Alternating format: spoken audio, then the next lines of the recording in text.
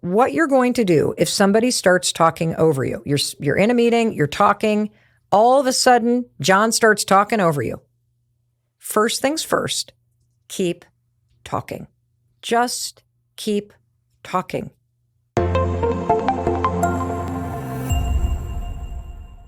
If someone talks over you, they have no interest in listening to what you have to say.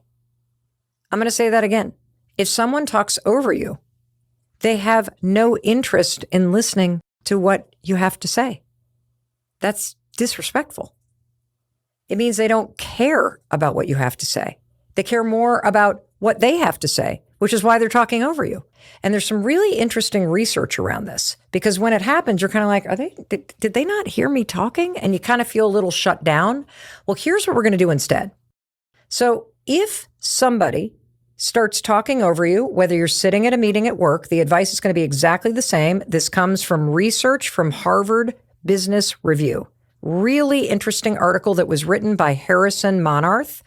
And what you're going to do if somebody starts talking over you, you're in a meeting, you're talking, all of a sudden, John starts talking over you. First things first, keep talking. Just keep talking.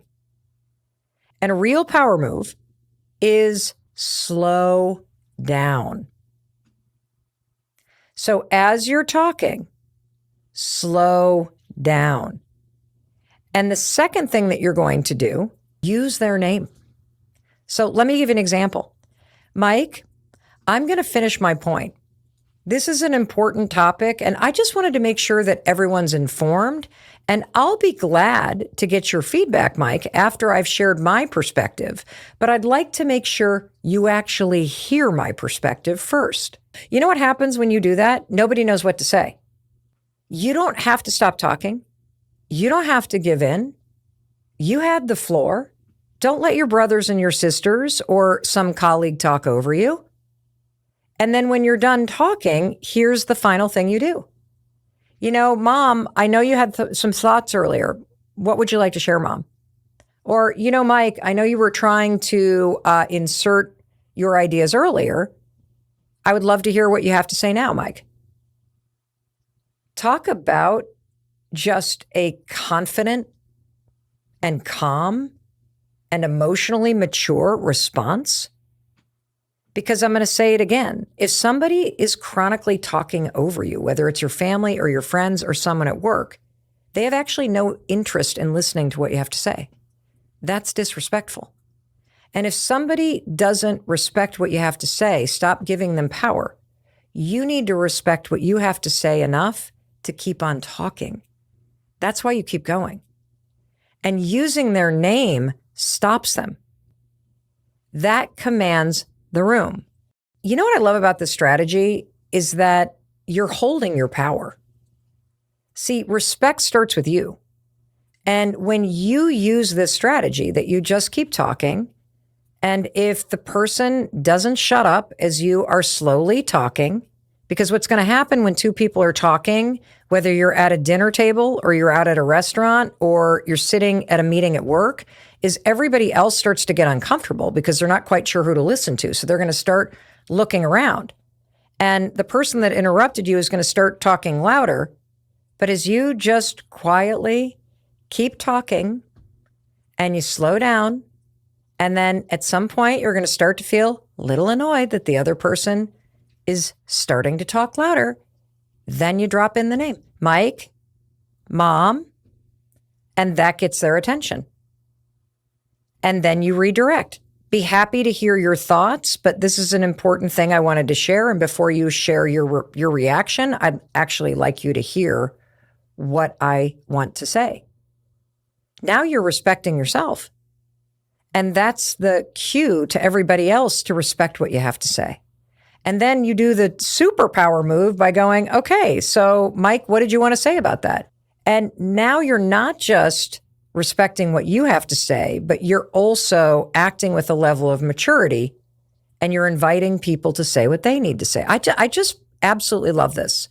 And you can practice this. And the more you practice this, the better you're going to get. But just keep talking, then say their name. And then when you're done talking, boom, You just asked them what they wanted to say. And that's the way you show your self-respect and you shut down any disrespect. We can identify several psychological principles that help explain why these strategies are effective when someone interrupts us while we're speaking. Let's start with the first. Don't stop speaking. Continuing to speak even when interrupted is an act of communicative self-defense. It's an assertive way of protecting your conversational rights without attacking others.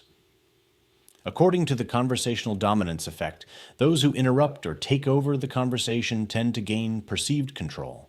But if the other person keeps speaking, that attempt at dominance fails. Also, based on cognitive load theory, when two people talk at the same time, listeners experience cognitive overload. This naturally leads them to choose one voice to follow, and they usually pick the one that continues speaking and maintains rhythmic control. So, by continuing to speak, you show you're not yielding to dominance. You prevent the other person from shifting the focus. Your voice emerges as the anchor point in the group dynamic. Now let's talk about slowing down your pace. Research on prosody shows that a slower, clearer, and more modulated voice is perceived as more authoritative and more competent. Additionally, based on face threat theory, speaking more slowly reduces the perceived threat to the listener. You don't come off as aggressive, but you also don't seem weak.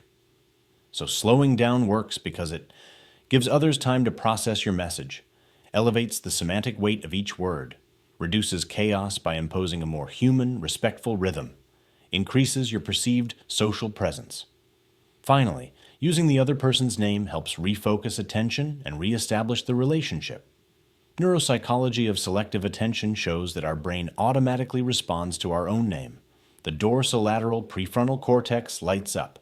Our name is a neurological attention switch. According to relational framing theory, using someone's name reactivates the relational frame. It's like saying, "You're not talking to just anyone. You're talking to me, and I'm talking to you." Also based on the spotlight effect, when someone hears their name in a public setting, they feel seen and judged. This creates a micro-psychological pause. The person slows down to avoid exposing themselves poorly.